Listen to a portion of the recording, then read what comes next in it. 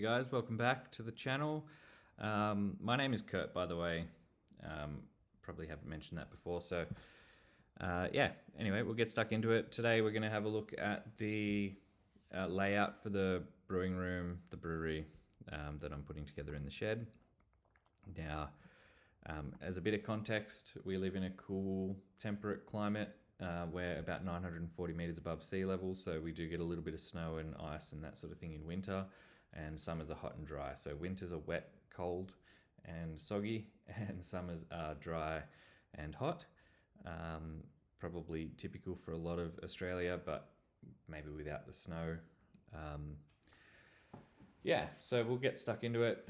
The purpose of the room is just to keep a nice, reasonably controlled environment for fermentation and brewing.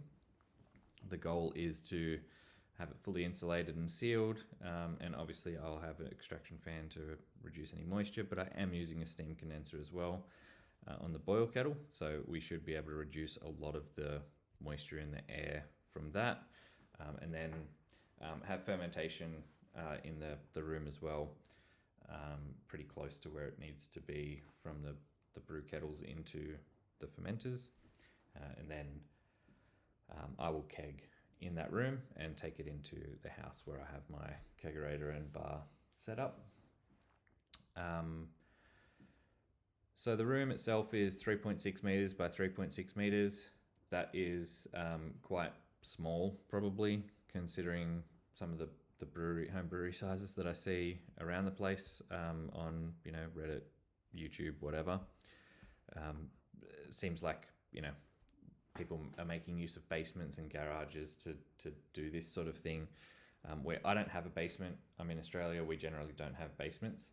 I also don't have a garage attached to the house. So for me to do a dedicated space, I need to build that space somewhere. So I've got a 9 meter by 12 meter sort of farm shed, garden shed kind of thing, like detached from the house. So that is what I have chosen to build my brewery into. Now I went with a standalone structure within that shed just to be able to separate it out from the shed. The shed gets quite dirty and dusty, and it's not sealed off from rodents properly, so get mice in there and that sort of thing. At the moment, I'm keeping as much of my grain in gamma containers, those rodent-proof airtight containers, and I'm kind of trying to keep things that aren't sealed properly or that sort of thing out of the shed and in the house, which is getting a little bit frustrating because it takes up so much space. As you guys would know, you kind of accumulate a whole bunch of stuff, so it's a bit painful to store if you don't have a dedicated space. So the idea of the brewing room is to create a dedicated space, which will help manage fermentation temperature control, because currently I'm doing that in my kitchen, and to keep it out of the light, I put it in my pantry, which means the pantry's feeling cluttered and that sort of thing. It also I need a space that's reasonably close to my brew kettles, because transferring wort from a brew kettle in the shed when I'm brewing, because that's where I've got my 15 amp outlets, and getting it into the house means I have to no chill, or I take my fermenter outside and I carry it in. As you would have seen, I've now got the X3 brew built, and I've got a SS Brewtech Unitank as well. I don't really fancy carrying those. They're the 14 gallon versions, or 50 something litre versions. Don't really fancy carrying those full into the house. And I also have a glycol chiller, which I don't really want to run in the house, because it means I have to put everything in the laundry, and the laundry gets cluttered up and cramped, and yeah, it's not a great solution. It's just kind of makeshift at the moment. So the goal is have this room that's dedicated, do all my fermentation and brewing in there, and then I just keg it and bring it into the house. Super simple. So what we've done, I've just drawn it up in SketchUp. I've dropped this wall here so that it's easy to see in, but we have the doorway on the left. As we first come in on the left, there'll be a TV screen. I will be hooking that up to my computer, and I'll probably have some kind of, Chromecast or AirPlay device in there to connect to my phone, so I can just chuck on some YouTube or whatever I want to cast to the screen. When I'm brewing, I will probably put up Brewfather on that screen from the computer. That will let me see what I need to do without having to go back to a tiny little computer screen off on the table here. Not that it's going to be far away, but it's nice just to be able to glance up and see what you need without the computer going to sleep or things like that. My mill is going to be on wheels, so I can either have it in or out of the shed, or out of the brewing room, in the shed, in the brew room. I'll see how dusty it gets before I make a decision on what that's going to look like. It's a separate cupboard that I've got the cabinet maker to make up, so pretty easy to move it in and out. It's on wheels, or it will be on wheels when I build it. At the moment, I'm just using a bucket with the mill board on top. So I have a cupboard here, 600ml cupboard. I've left a spot for a chair to sort of slot under there. And I've actually going to put a bench top across this whole length as well. So it should look pretty nice and neat. The idea is that I'll have some sort of USB chargers and things like that, like the wireless charging for the wrapped pill. I've got 2 of those wireless base stations, so I can just chuck the pills on there, charge them up, and that's kind of where they'll live. I haven't put any cupboards on the wall, just because I'm not sure what I want to do there, or if I need to use up that space. It's available if I need it later, but at the moment I don't feel like I need to put cupboards on there, so I'm not going to. If I end up needing to, I can always add them, so I don't want to commit to spending some money that I don't have at the moment. And then another cupboard here. I'll be using the cupboards to store things like the just odd bits and pieces that you don't use all the time. Some of the glassware, like loud glassware, like Erlenmeyer flasks and things like that. And not ingredients so much, but chemicals and things like that you don't really want just around getting knocked over or that sort of thing. So this cupboard here will also be 1200 wide, and I've left little gaps down the end so I can put in some little filler panels just to make it look nice. It gives me a bit of playroom, wiggle room for the cupboard sizes, depending on the plumbness of these walls. They are quite plumb, actually. They're quite good. The measurements, it's perfectly square. The measurements when I've been doing the wall sheeting are coming out quite consistent, so not having any troubles there, which is good. It's better built than my house by the look of it. Along the right hand wall, so this corner here will be kind of the lab. That's where I have my stir plate, that sort of stuff, pretty close to the fermenters. I'll be able to make up my starter solution, like my wort solutions here, and bring it over there. Glycol chiller will be somewhere along the ground here. I've got shown here 4 fermenters. This is just based on the size of the X3, being the largest fermenter I have at the moment. So I wanted to make sure that the footprint of that is represented, so I can get a good indication of, if I did change to 4 large fermenters, what would that look like in the room? How would that sit? So it gives a good idea of what that looks like there. Along the wall here will be the glycol manifold and the glycol controllers and valves. That's going to be dependent on whenever Kegland release their wrapped controller. And the reason I want to use that is because I'm obviously using the pills, and they recommend using them through Bluetooth, which you need the external controller. So I don't currently have an external controller. I am relying on the Wi-Fi connection.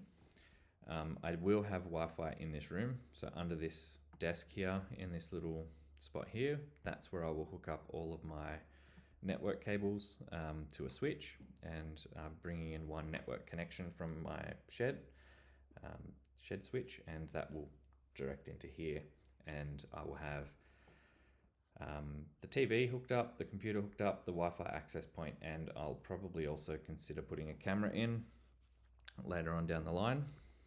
So I've left I've run all the cabling for that, and I just need to sort out what I'm doing. So that's all kind of done. I just need to buy the switch, and I've got a computer that I can already use, an old one that's just sitting around. It's just going to run Brewfather, maybe some YouTube, so pretty light requirement there. In terms of the controllers, I'm going to just wait until Kegland release that one. I'm not going to buy a temperature controller to do heating. We're coming out of winter at the moment, so I'm hoping in the next sort of 8 to 12 months they would have that product released, since they've been talking about it and they've got the models and stuff that they've walked through in videos. If that doesn't happen, I will probably consider some kind of heating solution using my G20's heat output, and just hope that works effectively enough, and hope the Wi-Fi connection works with the stainless fermenters. If it doesn't really matter. As long as I can, still take samples and check the gravity manually, then I'm fine. The temperature probes I can just stick on the side from the glycol chiller as well, or in the thermo well, that sort of thing. Not a big deal. Still be able to read it, still be able to manage it. I just won't be able to log the temperature data and the gravity data. Coming around to the corner, you would have probably seen in the previous video, I've been contemplating which way to have that sink. So I could turn that 90 degrees. It would give me an extra 200 millimeters on this side, but I'm thinking that I will just leave it straight, and that's just to get the benefit of having the overflow in the corner here, close to the steam condenser. So my goal is to have the steam condenser mounted to the wall and just try and pivot it out enough. If that doesn't work, I will just have a bracket there that I can hook it on when I'm done, and let it just sort of sit there. But the idea is that overflow, or the washing machine inlet input to the sink drain, will be used to manage that, and the tap will be in the corner here, so I can reach that fine. This is only 600 millimeters. I'm 186 centimeters tall, so I've got enough reach to reach the tap if I need it. I also will have a valve on the wall here for the when the wall's gone, but there'll be a valve on the wall for the steam condenser supply, and also a valve here behind the two kettles. This is a 65 litre Gen 4 Brewzilla. This is the 65 litre Gen 3.1.1 Brewzilla, and both of these vessels, obviously have their own dedicated outlets, being 15 amp products. This one is going to be the brew kettle, since it has the dished base, and this one will be just the HLT basically. So use that for cleaning liquid for fermenters, heating it up, and cleaning this one, CRP basically. And off to the side here, I will have an induction element, or induction hob, whatever you want to call it. That's just to allow me to make my starters and things like that. And also, I do actually like to do a decoction mash every now and then. It's a little bit of fun, a little bit of extra work, but interacting a bit more with the brewing process, which is nice. I also have a couple of gas burners that I can take outside if I wanted to do sort of the older style of brewing that I used to do, which is very manual and adjusting temperatures by direct fire, and doing decoction mashes out on the gas, which is always fun. That's pretty much it. Underneath here I will have some chiller storage, and depending on how many sort of tubes I can fit into that sink, I'll probably just run my chiller water out there. That will go into a bucket. I do need to sort out the issue with the wastewater on the other side of this, because that just goes out into the shed, or the plan is to just take it out into the shed at the moment. I will plumb that out I'm thinking there should be two outlets out here, one for chiller water and one for wastewater that might contain solids. Wastewater that contains solids, I will probably want to have a settling tank first, or a settling trough first where the water goes in, the solids settle to the bottom, and I can clean that out on a regular basis. The chiller water though, I can just take that straight out and into the drain and run that out onto the property. As I mentioned, we've got 9 acres, so we have a lot of trees and a lot of grass that during summer especially we would want to keep hydrated. So we can just do that, run it out and reuse the water for gardening purposes, and to maintain our veggie garden and things like that. That's pretty much it. Let me know if you got any ideas or thoughts on how to deal with the water issue. I'll probably clear out the area around where that water is going to go and show you that in another video, just to give you a bit of a better understanding of what's happening.